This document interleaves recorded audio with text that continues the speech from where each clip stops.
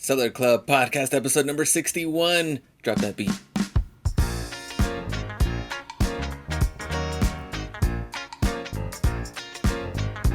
Hello, everybody. Welcome to a brand new episode. 61, baby. Are we ready? Episode 61. Isn't that how old you just turned? Oh, man. That was brutal. Wow. Right out the gate. No, This is mine is brutal. like 20 plus. So, Mine is like 50. We all know how good at math I am. so He's a kid. So Glenn is a year. A man child. Is a year smarter. Yeah. Yeah. How Not do you just feel? smarter, wiser, more experienced. More wrinkled. Almost 40. So I'm 39 years young. 39 years young. How do you That feel? is so young, actually. I feel the same as 38, you know? Yeah. Nothing really has changed one day after the next. Are you in like the healthiest version of yourself now? I maybe not after the holidays, but I think I was before the holidays. Maybe Oh, eating a little yeah. bit too The many holidays don't snacks, count. But Holiday. yeah, I think I'll get Don't back count. into it. I'll get back into it. We'll get back to prime where we should be. Yeah. But for the most part, I would say yes. Yeah. There you go. That's all that matters. Yeah, still gotta trying to be, figure out life and eBay selling and Same. same problems, you know. Same. Yeah. But Same problem, different age. exactly. We did record an episode during my birthday on the actual day, and technical difficulties happened, and so now we're recording this one, which I think this topic is very important. it's not gonna be a repeat. Also that I just thought about it that we went through our first episode. We didn't really like it. We thought that we could have done better, so we The didn't first one release ever? our actually first recording, right? Yeah. So this is just our second, or technically our first technical difficulties. The other one was just a revision, right? We scratched the first recording, and I, as an editor, I couldn't believe that, we've gone through 60 episodes and didn't have any issues. So, with being in 3 different states, 3 different time zones, using 3 different setups, basically, we have 3 different computers. I'm pretty good. You're happy with that? I'm happy with that kind of like ratio, and Yeah. One dud every 60. yeah, It's not too bad. Yeah. Some people, you a lot of resellers even make more bad buys than that. Not the ones who listen to our podcast. Yeah, exactly. Not the smart ones. Not the smart ones. So today's episode, which Anna and Ken don't know what I'm trying to talk about today. So every time I bring up a new topic, Anna likes to stick to the game plans. And so when there's no game plan, it's like the Wild West. And Kenny loves the Wild West because you don't know what Kenny you're going to get. You can get Preacher Kenny. You can get, straight up numbers Kenny. Or savage, Savage Kenny. Yeah. So that's going to be important for this episode. I trust you though, Glenn. I like okay. these. I think of them as Hustler Hacks Edition, special Yeah. Hustler edition. Hacks Edition. Yeah. And All right. over time, Glenn's gotten wiser, and he's got He also more knows how to wisdom. push our buttons better and better. That is true, though. He can pit us against each other. He can do anything. He's like the man behind the curtain. So Very true. so let's get to it. What is All it? right. I mean, I'm not worried about it, but I am curious. Okay, so I'm going through trying to get, bins together I'm starting off jerseys. I have a ton of hats. I need to get this eBay store back to 100%. Whipped. As I'm going through all of this, I'm thinking, like, how long is it going to take to sell a certain amount of items? And how far or how do I have to build up this store? Like, how many items do I have to get to? How big does the store need to be Exactly. to be able to generate this kind of sales, right? Yeah. So I'm thinking, here's the first question for you guys. Okay. Like, why is 1% sell through kind of like the eBay go-to? Like, why is that 1% per day. Is that what you're saying? Yeah, like kind of going through like the forums and going through Yeah. other eBay feedback from sellers. For some reason, it seems like 1% is like the standard that people claim. Like across but the board, yeah, so that by the time per day. Per day, yeah. per day. So it's 30% sell through per month. That's high Well, for What me. do you think, Ken? well, that is, in a way, that is high. I would agree to Anna. Because that's turning your whole store over Every 3 months, every trimester. quarter, Yeah. every quarter you Well, get a new. a little more than that. It's like every 4 months. Really? Yeah, because 30, Uh-huh. 30, 30 is 90. Oh So yeah, it's even like faster. 3.5, right? Every like 3.5. Oh yeah, 100 days. There's 100 days, 100%. Right. Every 3.5 months you turn your store. That is very fast. But I've never done that. I would have Never to. once. I would say that it's a good advice when you are starting. Like to shoot for that? Like Yeah, to to shoot shoot for for that, aim for that. Yeah, aim for Land that. among the stars or Because not? I think close a to the lot of stars. the, put it this way, a lot of the resellers that are on Reddit or that are talking or opening their mouth are in the category of trying to build capital and or trying to learn. You know, because if you have capital and you know e-commerce, you wouldn't say anything because you'd be just making money. Right? So what are we doing right now? Right? What Right? are we do- What are we Why doing? are we talking about this then? So basically, shut up and go run your business. Quit telling Yeah. us. No, I, I'm I just would kidding. I would say so. Like the people that have figured it out are not on Reddit or saying anything on Reddit. They're just watching probably. Kind of like Glenn. Glenn hasn't posted anything on Reddit.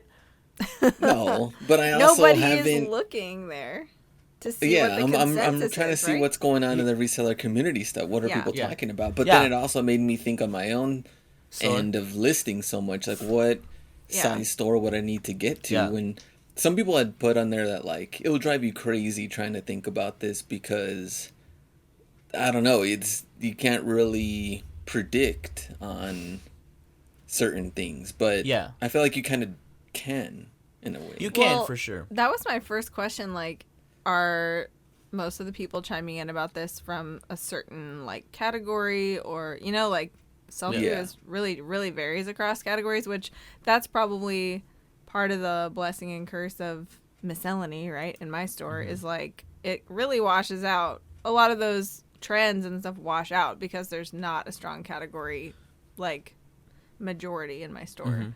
Like even the biggest category I have is like maybe 30%, right? Right. Like it's not it's not the majority of my items. So Yeah. nothing is really like a true majority. Yeah, unless you're really like only focus on like for example, even sneakers.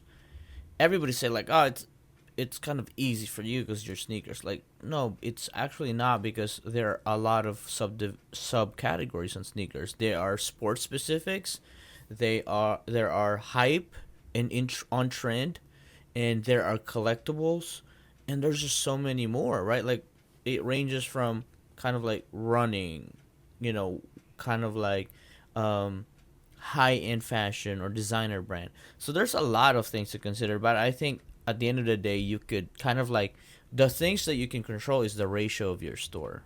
And in kind of to make it simple, in any other category I would kind of think of it as seasonality.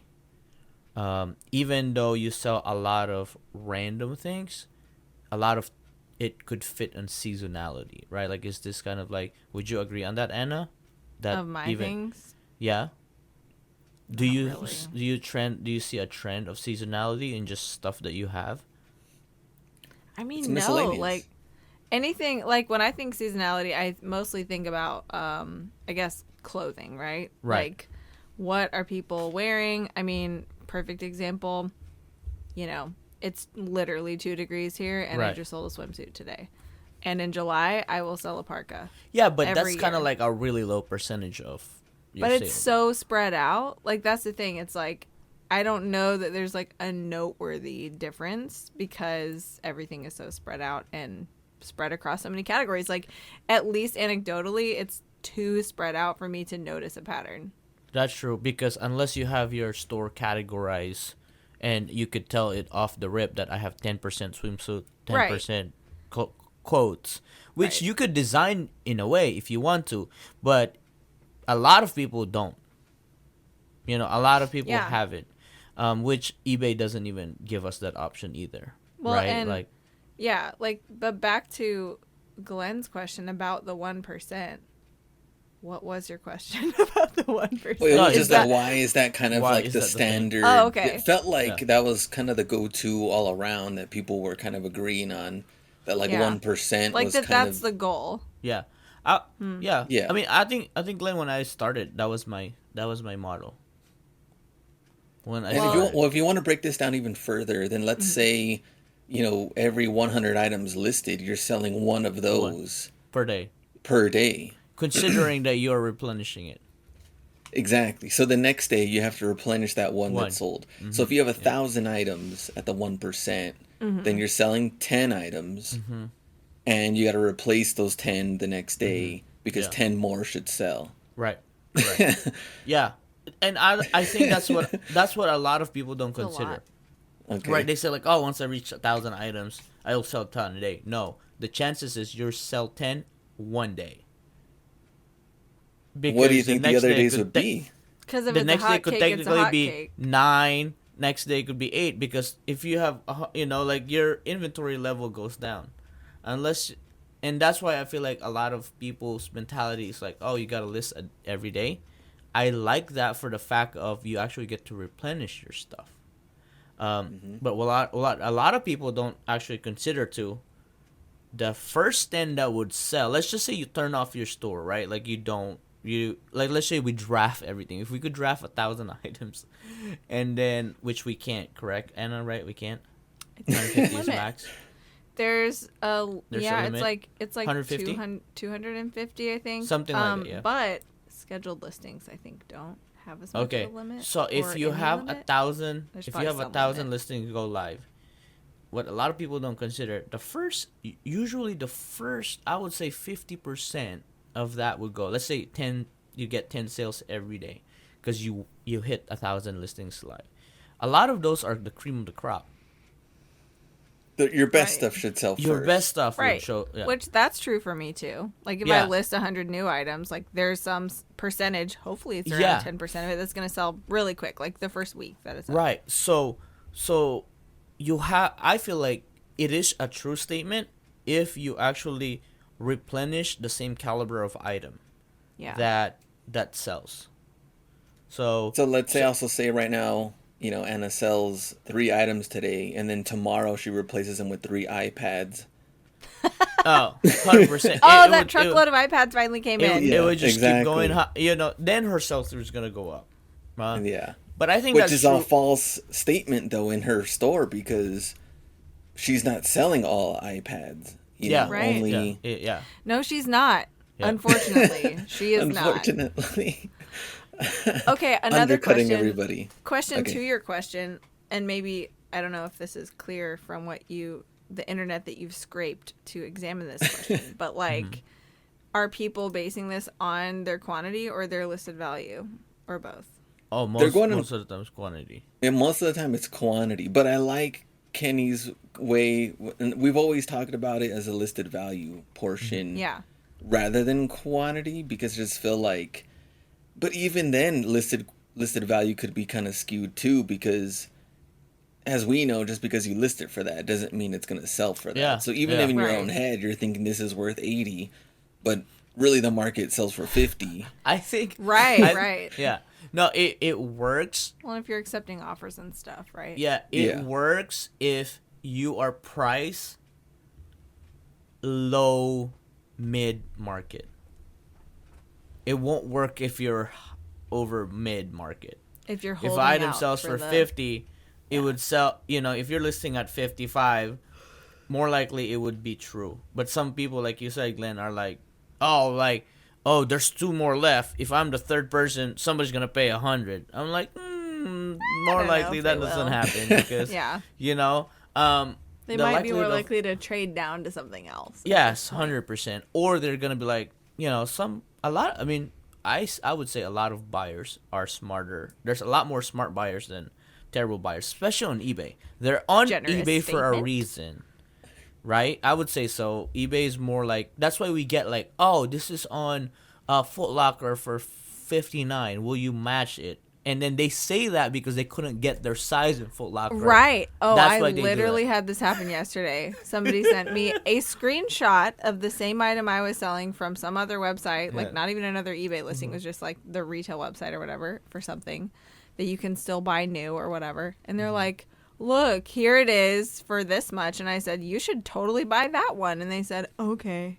Yeah. Like, what exactly was the point of that interaction? Right. I would yeah, like to that know. was definitely a smart buyer's trick. Didn't work.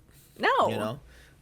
So smart I would buyer say, versus smart seller. Yeah, smart so I would seller. say that is a good goal to have, especially when you're trying to build. Yeah. Trying to build capitalization. I think a lot of that has to do with that because I remember when I was building my store, the only time I would be able to go out is when I sell the stuff that I have sold. So it was literally trying to be very aggressive in pricing. I even was, you know, I hated undercutters, but if I undercut people, it was by $1, not by 5 or 10. You know, so that's kind of like my mentality. But would you agree on that 1%? What's your take on that one? Anna or me? Anna? What does Anna think first? Yeah. Well, okay. He's got to save best for last, so I understand. Yeah. I was just going to say, I think it's ambitious. Honestly, it's higher. At 1% a day? I was like, a day or a week or like what, right? So in my world, that is like super high. But I do think it's a really good target. However, I don't know why that is the go-to. Like, why that's the typical plumb line, right? Like, I don't know where that number came from. I feel like, I don't know, in my mind, it would make the natural way to, like, come to that conclusion about what percentage and what period of time would be, like, kind of like the question Ken likes to ask, how many times a year do you want to turn over your whole store? Okay, I want to turn over my whole store twice because I want to make X number of gross sales. So that means turning over this much value this frequently. And then divide that by the days. Like, I don't know where like, that seems arbitrary, right? Like, 1% per day. Like, why? I don't know why. Still don't know the answer to that. Yeah. But I'm not against it. It's a very I would fast love to do it. Oh. Sign me up. It's fun to say that when you have 100 items. Well, yeah. I mean, that's the other reason why I'm like, oh my gosh. Like, I right now have like 7,000 items in my store. Oh, like, how many man. things a day would that be? I think I would literally not be able to keep up with it. Yeah. I mean, I shipped out 500 things in December when and I was gone for part of that time. So, like, it was not evenly distributed across December. And I thought I was going to die. So, it was so much. Yeah. I was shipping, like, so much. But So anyway. if the 1% thing was true for you at 7,000 items, then you would be selling 70 items per day, replenishing them, right?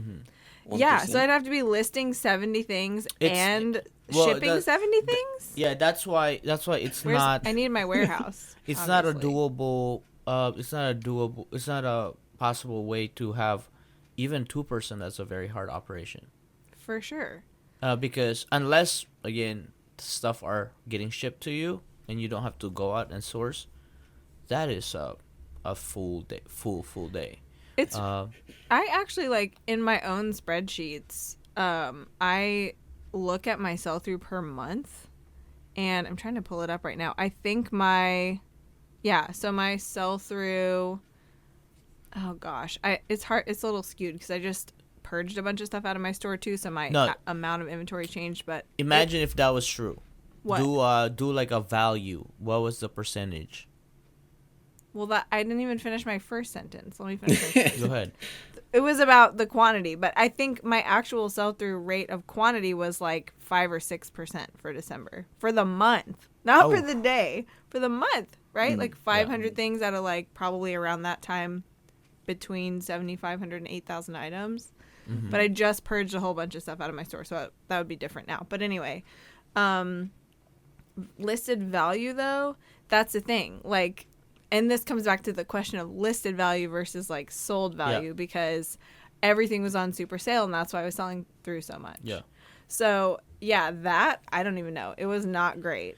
It was probably less than 5%.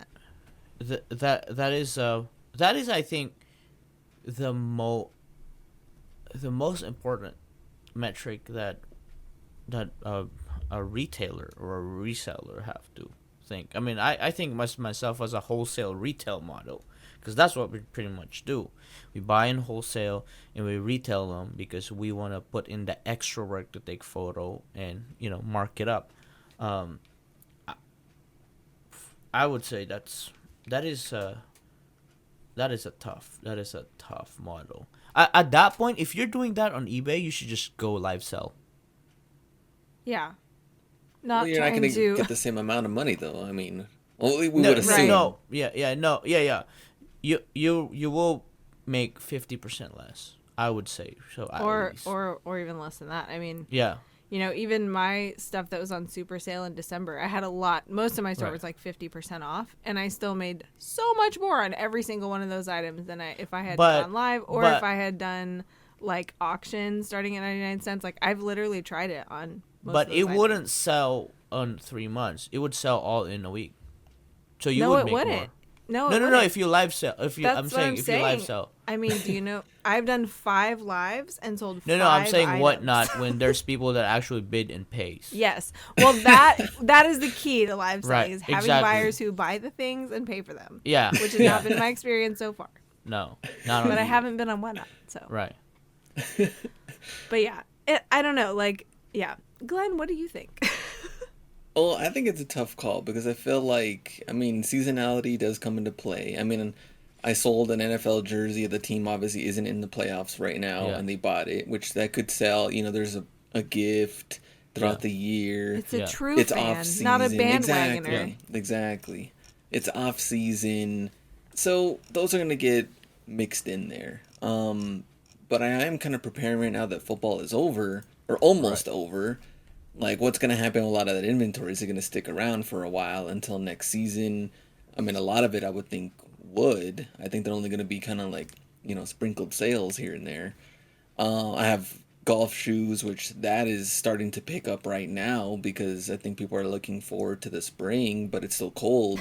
Yeah, but I think they're kind of like freezing. I know. I guess they're hoping being on the green. Yeah, they're practicing at their basement. Or they go to Top Golf. You know what I'm saying? They go to Top Golf. But the whole that's true too. Do. Oh, okay, good for them. But I think the sell-through rate with like the listed value and then plus the quantity kind of throw things off. Of course, every category is different. Also, like brand new. Well, I don't think pre-owned. I still don't think that would matter. I feel like if you have that volume. Yeah, maybe the real question is, if you have a mainstream, like vintage tee right now, right? Yeah. So if you have that mainstream product, it don't matter what quantity, what condition it is. Yeah. Because if you have a pre-owned that's rare or desirable or collectible, it don't matter. People will buy used or brand new. It don't matter as long as they get their hands on it. Maybe the question is how far, or maybe I have to test it out with my own store first. How long would it take to consistently sell, let's say, 10 items a day? How many items would I need, That's 10 a day. Here's my statement on the sell-through. I think it's doable, and I think it's healthy and sustainable if you have a 10% sell-through monthly. I would love that. Which would be so let's say you have 100,000 listed. Wait, you would listed value or Value. Value. We 100,000 listed. I Value. think we should have we should shift the narrative to figure out value. I think so too. Right? I wish I had thought that way like years before that was my Right. main paradigm like Right. it is now. It has to be okay. because it don't matter how many. Like I could list, I could be like, oh, I sold 5 pairs of shoes, and then the next day I list 5 T-shirts, and then one day I'm gonna wake up, I'm like, why is my revenue going down? I'm like, yeah, my quantity's the same. You know Right. what I'm saying? It's funny. A lot of people brag about their sales. And let's just not talk about even profit because nobody's willing to open up their wallet like that. No. They brag about their sales, but their metric is calculated on quantity. Don't make sense. It doesn't make sense. Which a lot of fake gurus are saying that out there. Oh, you can make $1 million a year if you have sell through like this, sell 10 items a day. I was like, what? Sell 10 items a day and then you can do $1 million a year? Like, what kind of advice is that? Yeah. Unless you're It's telling just me missing so much actual 100% in context and Yeah. I would say so. If you have $100,000 listed, you should do 10,000 a month. Okay. What if I have 100,000 listed value, but I have one listing of 10,000.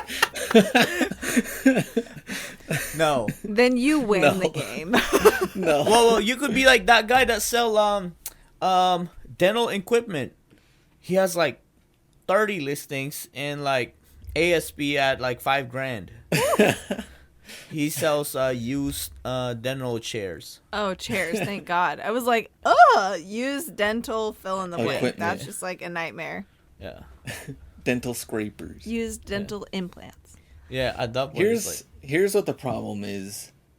Business is not that black and white, I feel. No. To where It's you can just not. say.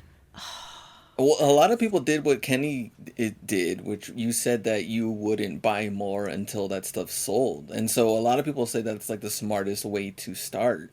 100%. Don't go deep. Don't go in Because, quantity.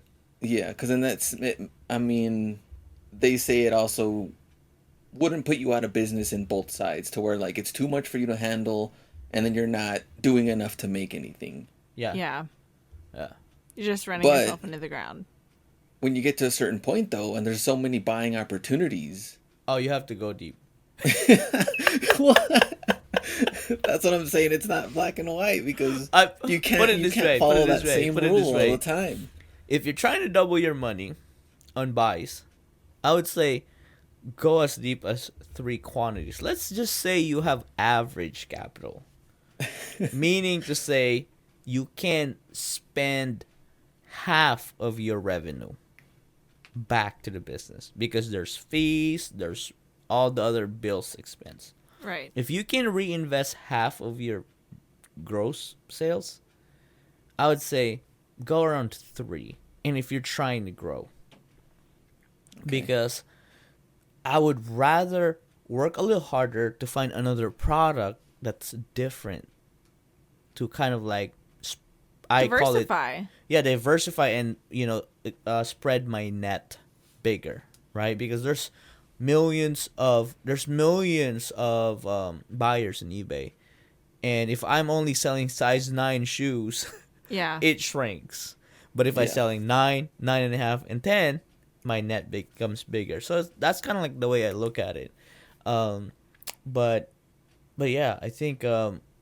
But at a certain point, when you have rolled over so much of your profit that you have extra capital laying, and then you're gonna beyond double your money, I think it's worth it to go 10 quantity deep. Would you So agree, Anna, Glenn? let's say you have a certain amount of money, and there's buying. As it turns out, I opportunities. do have a certain amount of money and not a dollar more. And would you milk that money all the way down to like your last 3 months of payment? to like pay your bills and then spend all the rest on capital if that opportunity was there. Like you felt confident. It's really funny. Glenn didn't ask me. He asked you. I feel like you might know your answer already. This is a good question because I immediately think like, well, what are all the reasons why I wouldn't do that? What are the reasons I would hold back some more of that capital? Like maybe what if another opportunity is right around the corner and now I've just spent up everything I had disposable, right? Yeah, you close your eyes. Yeah. What? You close your eyes. You spend your last dollar and close your eyes. You close your eyes and you never go know. down and just list and wake up when you have replenished your bank account. Honestly, though, yeah, because at some point you have to call it, right? I think in theory, like, yes, I would do that. I would, though. You know me well enough to know I would have like 3 months of my bills set aside. More like 6. She would have 6. Like 6. But I think at some point, even with that in mind, like at some point you would have to sort of call it and go like, to the extent that I am gonna go all in, right? Like maybe save for that like cushion for those 3 months or whatever. I'm gonna spend every dollar up to that point. So you would have to be. It's still all in with 3 months to live. That's right. Because you need time to list it, right? You have to buy yourself the time to get it listed. That's an important consideration, actually. But I do think, like, with that in mind, that decision to spend every single last dollar up to that line is directly proportionate to your confidence in the opportunity. So if you're like, yes, this is 1,000% worth it to go all in on every dollar and not even save back $5 for a chicken sandwich, then if it's that good, you're going to do it. Like, Let me ask Glenn, what's your take on that? The same Spending question. as much. Yeah, like how Glenn's deep, like, well, once I pay off my house, then yeah, he already did. I'll... So Oh yeah, that's right, he sure did. how much would you spend of your, let's just say, just your capital or your savings into an opportunity that's right in front of you that historically has brought you this far? Yeah, so it's an opportunity, it's a familiar opportunity. Yeah, it's a horse you've rode before. Too. You know, like you say, this is not my first rodeo. It's not like we're asking Glenn to invest in. This is actually Glenn's 39th rodeo, but he's counting. What? I mean, ideally, I would probably say like years ago, talking to Ken, I probably would do what Anna said, like hold at least 3 to 6 months, keep it safe. I mean, you built that into the question for me. But well, true. But Ken would be like, you got to spend every last dollar.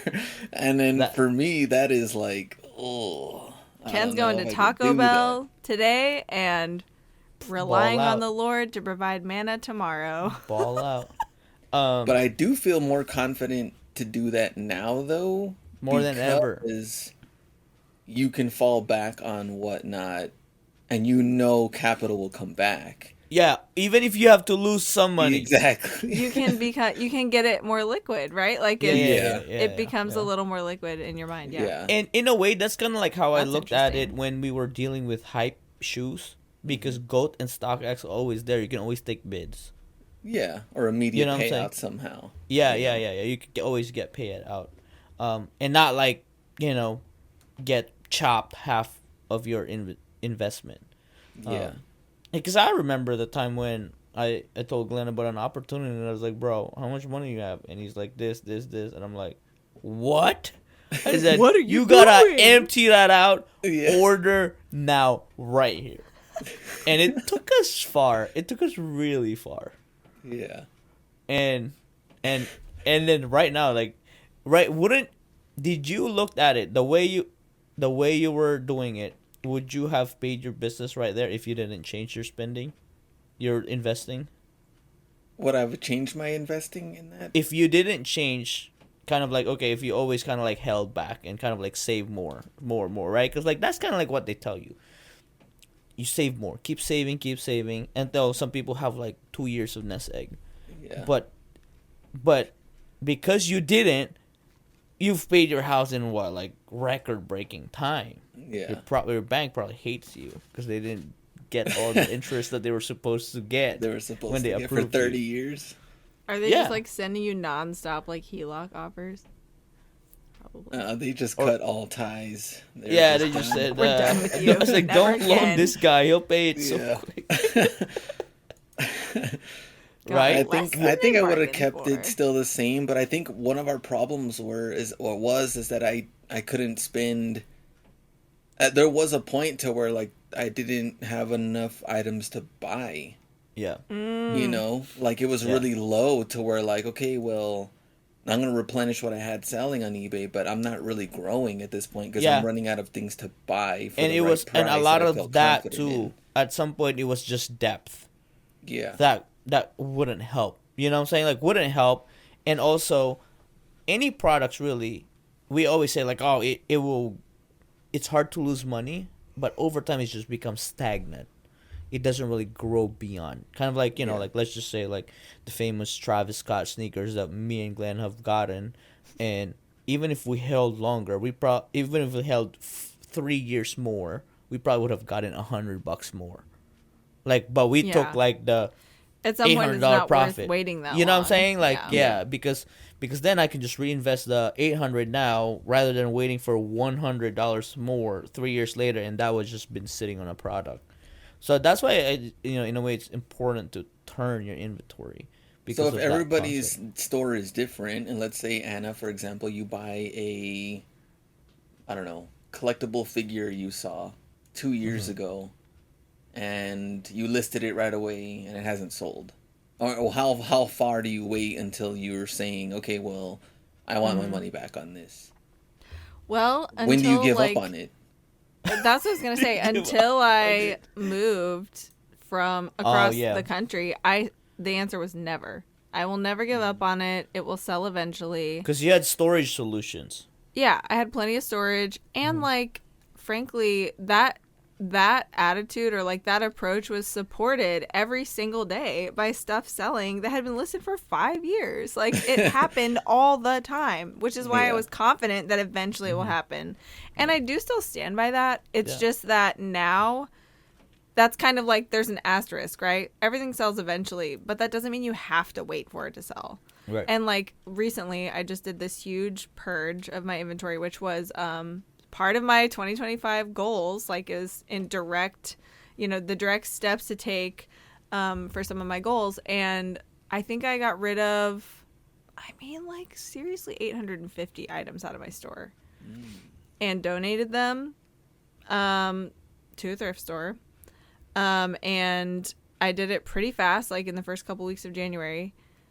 And so that was a pain. That was heartbreaking in the sense that I knew, like, okay, all the time and effort that was put on these items, but most of the items were from estate cleanouts where I literally got the items for free.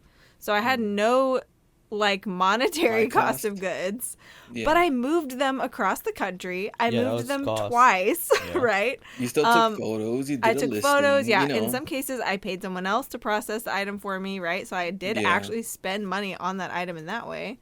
But this is a business, right? And frankly, at this point, the space and the, like, sanity of having my business, like physical space work well for me is worth more than the couple dollars I spent on having that item processed. And so I just cut ties with it, right?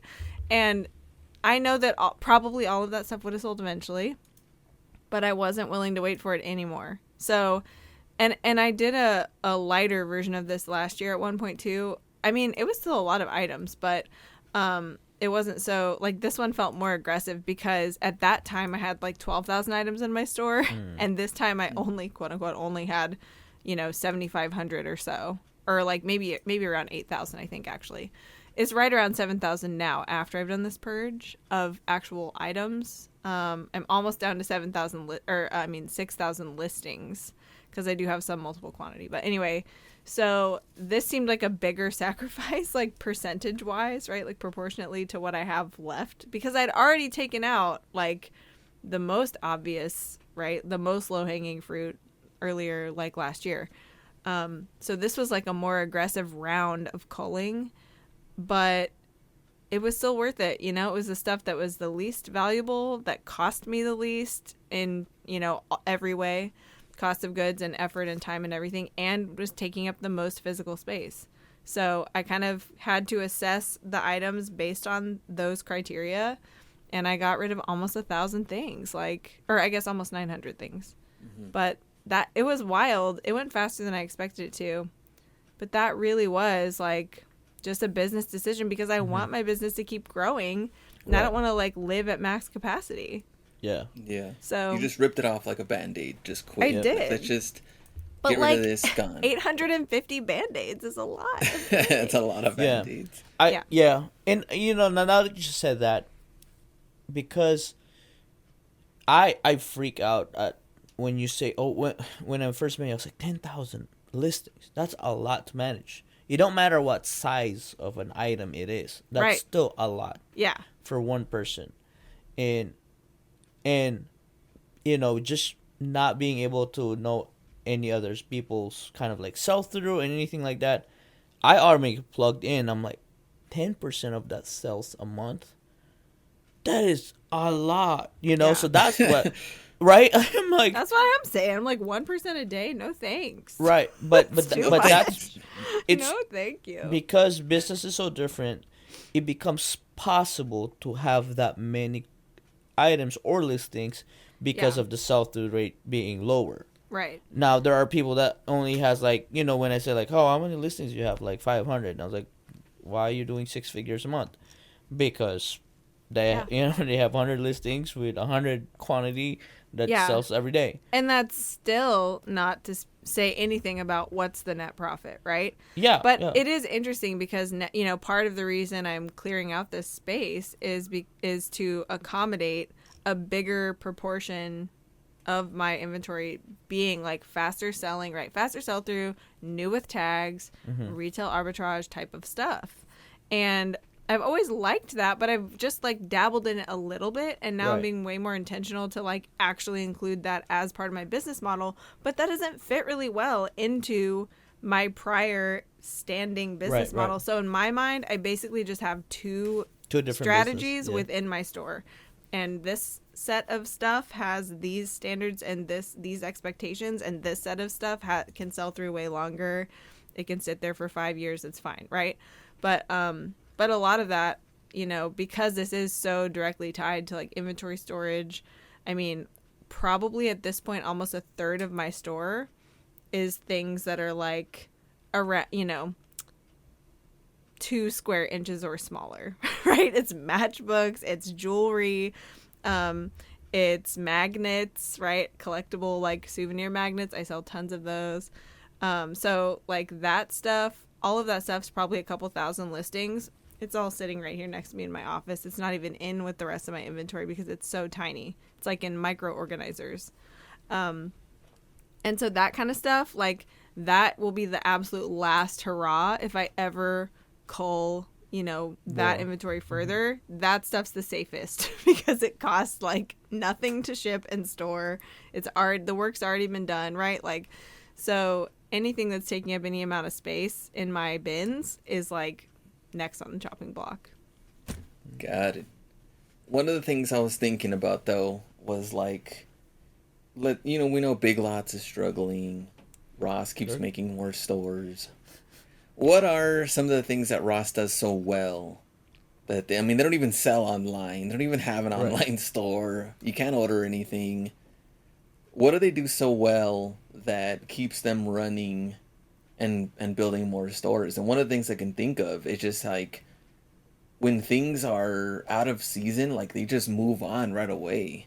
Like they have so many items from like snacks to, they're literally diversified all around. Like they don't. You would think they just have clothes or something. They don't. They have like stuff for your car. Yeah, they're the miscellaneous version of retail arbitrage. Yeah. They're everything I aspire to be.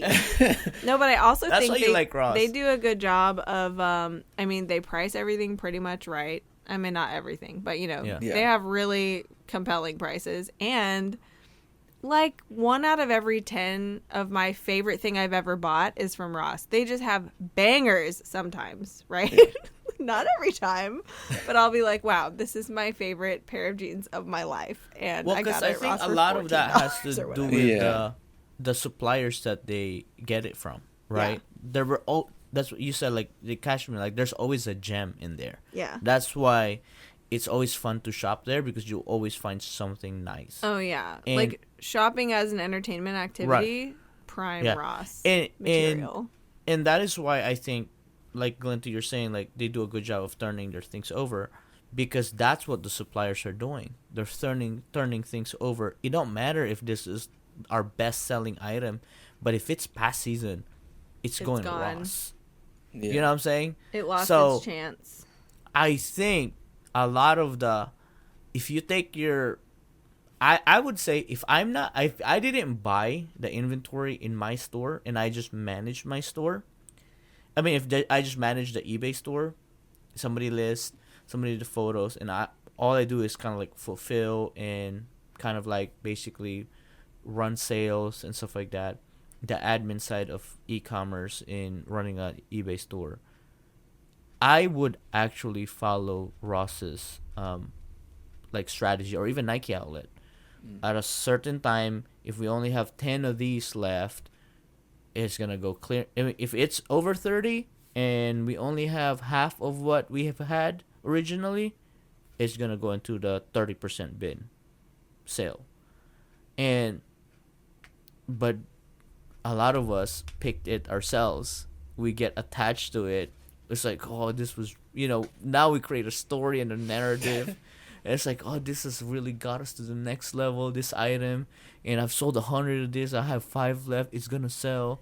But at the same time, because you're holding on to that 5, you're literally missing out the next 100 of the next better product that you could get. I think that is the issue. And I'm guilty of it. What about the stuff that you thought was a great buy and it's still sitting there? And yes, 30 I'm thinking of one specific thing that I know is in your store. 30 days, I'm trying to mark it down. And a lot of times, they're not my buy. They're JC's buy. I was like, you blaming JC? I was like, what the Yes. news buy? So if it was my buy, if it was a bad buy that I did it, at the time of running a sale and repricing, when I do it every 30 days, it's most likely trying to get $10. $10 if it's a sneaker or a shoe, $5 if it's an item. It gets marked down to that cheap. And most of the time they would sell. And we just literally did that on the stuff that I bought. A lot of them were Converse brand. And I was like, gone. I know don't what care. I'm naming this episode, you guys. What? Buy. Ah. There's going to be 2 commas. So, 2 Okay. commas. just wait and see. What do you think? What do you think about that that kind of like Ross's model. sentiment? Yeah. Well, I think what's kind of funny though is like they bulked up big time for Christmas and the holidays, Yeah. to where they had like toys all over the place, and And they still have literally it now, like the right? next day, they just combine it into like one small area, and we're like, okay, we're done with toys until next season. Like we Yeah. do not care to bulk up on toys throughout the whole year. We only Yeah. do this in a certain amount, and we move on. Yeah. And I mean, I think it's definitely interesting because it works so well to just Mm-hmm. move on from stuff that isn't work, or that you don't feel is going to work well, and they just have no shame in Yeah. knocking things down dirt cheap. Yeah. You know, things are $1.99 when you have other stores that will give you like, you know, store cash type of things, or Yeah. like little promos to keep you to come back. And with them, they run You know, right. the simplest ads. There's no They say know, you'll come back for the better product that we're coupons. gonna have. yeah. You know. They never change their like banners in the store. No. They never even fix the light bulbs in their signs. Go out and then They don't say, have- They don't "Ross even dress change security less tags. forever." It's the same beeping security tags they Oh my reuse over and over gosh. again.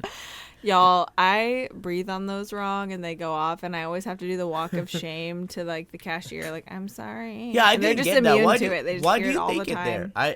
I just leave It's it there. so weird. weird. Oh no, Oh, do you I do can't, it just 'cause I because you don't want to hear it. get annoyed? You don't want to hear it? Yes, I don't want to hear it either. I'm like, no, and I don't want to make them walk all the way over there and do it. Mm-mm.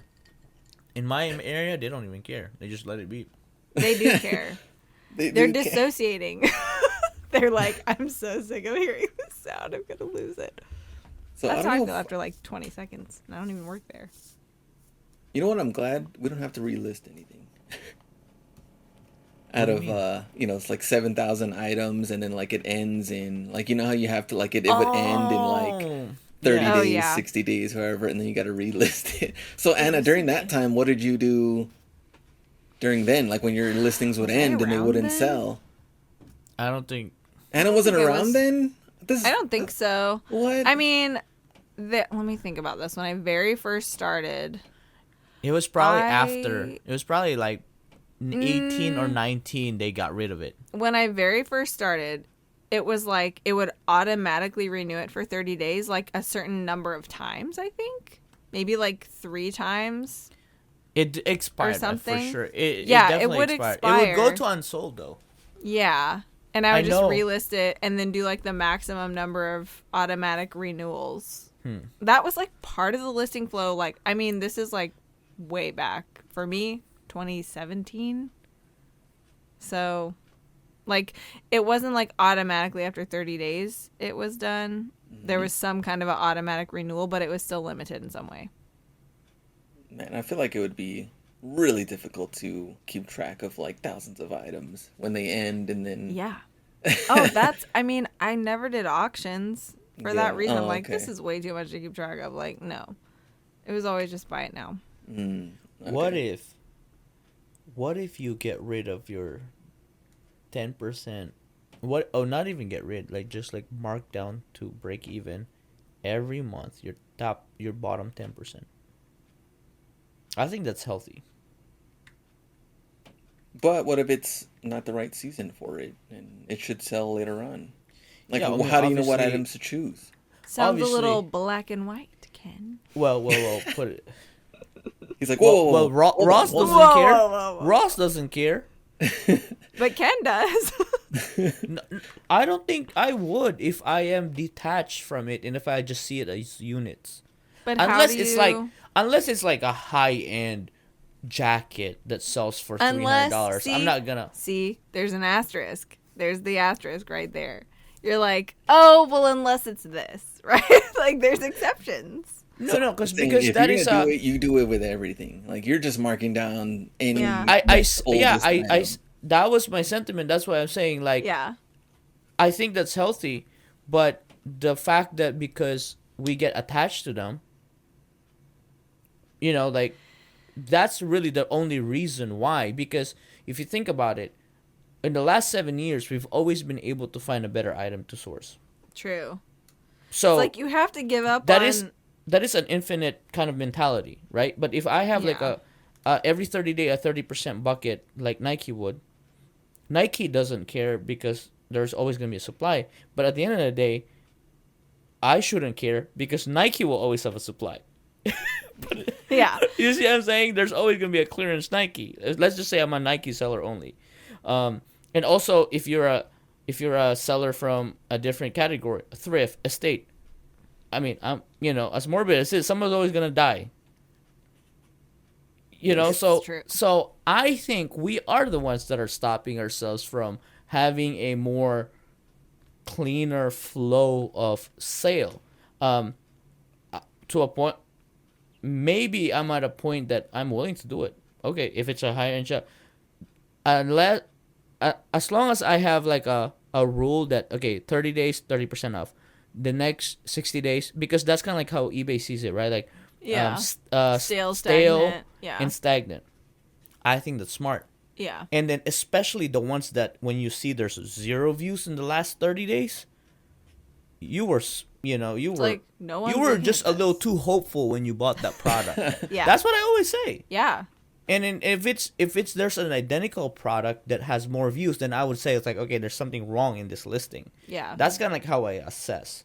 But I think that would be something to actually boost probably 5% sell through monthly. I if think you need did to it that do way. this like as an True. experiment because on one hand, like the human touch, right? And the human assessment of like the exceptions. Like, oh, but this is like a special item actually, and it might just have a longer sell through by virtue of what it is, right? Yeah. Virtue of the nature of the item. But like having that human assessment, that human touch, not just being a big corporation that's like blind to the individual characteristics. Items, it costs you like time. It might cost you opportunity cost. It and is. not right. Yeah. But sometimes I feel like it could work both ways, because sometimes you might end up better for having made that exception. Like, I don't think it's fair to say as a blanket statement, no exceptions, and you'll always win if you don't care about it and don't make exceptions. You could say That's not necessarily true. You could say, okay, we're adding human to it. Purge 10%, save 10%.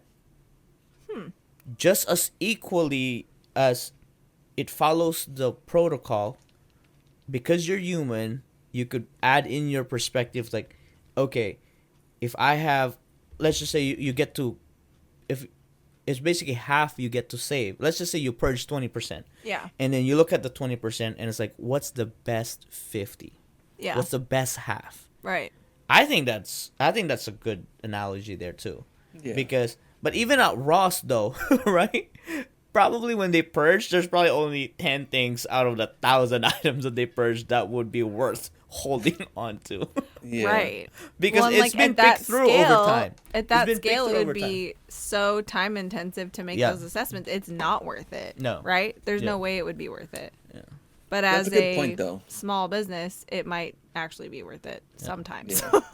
That's a good point, though, with Ken. Like, they're pretty much treating, like, whatever bag of, Snickers popcorn, they're treating it the same as a jersey in activewear. Yeah. Yeah. It's just an item, and they're all going to Yeah. sell. And at a certain price point, the popcorn is a better buy.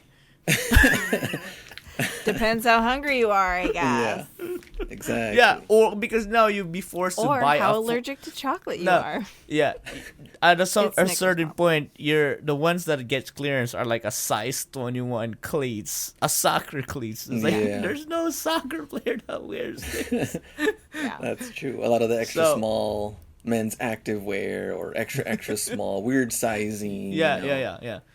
So that is a good that was a good train of system enhancement Yeah. Yeah. tool of so going back to Our Glenn's solution is question. it to reevaluate every 30 days and figure out if you want to do maybe like the markdowns 30, 60, 90. Yeah, I would Well, say so. I can And tell you then- right now, I'm reevaluating every quarter, depending on how much good sourcing opportunities I have. Mm-hmm. Like, do I need to do another round of purging? And maybe sometimes that's not always just like straight up delisting it and Right. donating it. Sometimes it is running a big sale or whatever. There's different ways to do it. But I'm all like in my plans for this year, I'm doing that every quarter. Every quarter. Yep. Oh, You can that's- hold me to it. All right. No, we'll ask every that- quarter is good. every- I think that's very good, especially when you have that many items. Yeah. Well, that's what I'm saying. Like, to do that every month would be so exhausting and time consuming. But also- so I would like But- it to just be once a quarter. Yeah, because even when I had the most listings, I would always just filter through the least viewed items, which some people cannot filter. Like Anna. Yeah, like me, because I have too many listings. Yeah. Which you can still do if you download CSV. Ooh. I don't want to do that. Also, though, I heard a rumor that I could do it if I had fewer than 5,000 listings. So possibly later this year I will be able to do it. Oh, that would be fun. I heard that from a good friend who I trust. So we'll see. Okay. For our next Okay. episode, is 5,000 listings the go-to? I'm just kidding. Right. That should be your Actually, goal. though, No more, no I less. I just want to say we are going to have some very interesting opportunities this year to get questions like that answered from eBay.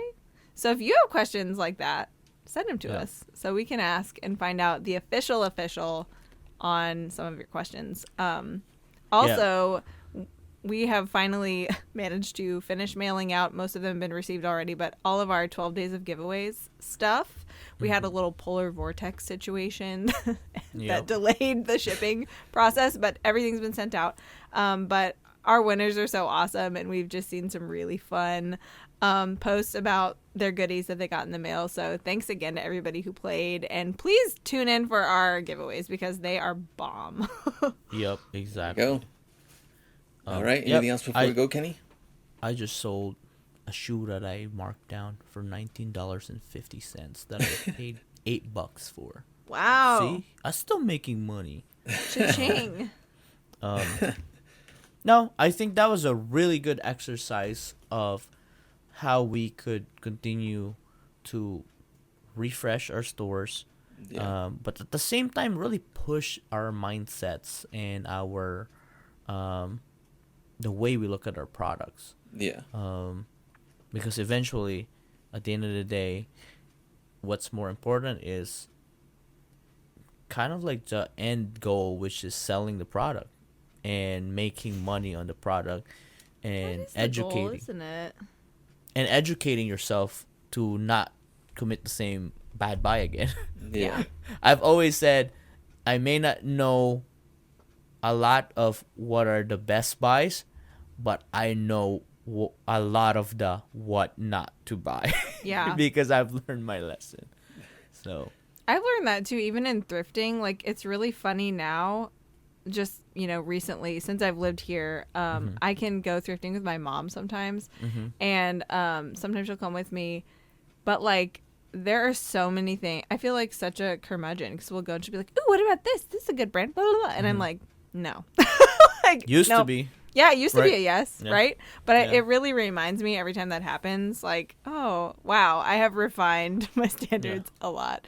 And it's not like those are bad things to pick up. Like, I totally see what she was found thinking. better stuff too. Yeah, You've and added more better. Yeah, and I'm stuff. way more aware of just Yeah. how much better stuff is available than I was then. So I get to say no a lot now. What are your final thoughts, Glenn? Give it to us. I think it was a great exercise to really think about the products, what you're buying, what you're selling. I agree with the markdowns. I think it's really important to kind of like skim through and see. I think it's interesting on the attachment part of it. Like you said, like, oh, this is a special item to me. And then that's maybe the reason why you hold it longer than you should. But I think in the end, when the opportunities are there, we definitely shouldn't stop. And I know that is the smartest way to start is like, don't be buying more if you're not only not selling, but if you're not even listing them. If they're in a death pile, then for sure you're going to end up not surviving because you're not selling anything. You're just buying and buying and buying. So I think it was definitely interesting there. And I think we can kind of follow up with like a second part of it, maybe on a different episode. So I love this. I think this fits right in with kind of getting our year set off on the right foot, right? Exactly. Well, exactly. appreciate you all, and thank you everybody for listening. Make sure you follow us on Instagram at Seller Club Podcast, and also huge shout out to our other sponsors, Seller Club and eBay. Make sure you follow them at Seller Ledger. I was like, we're Seller Club. Seller Ledger on Instagram and at eBay for sellers. And we will see you in the next episode. Peace. See you. Bye.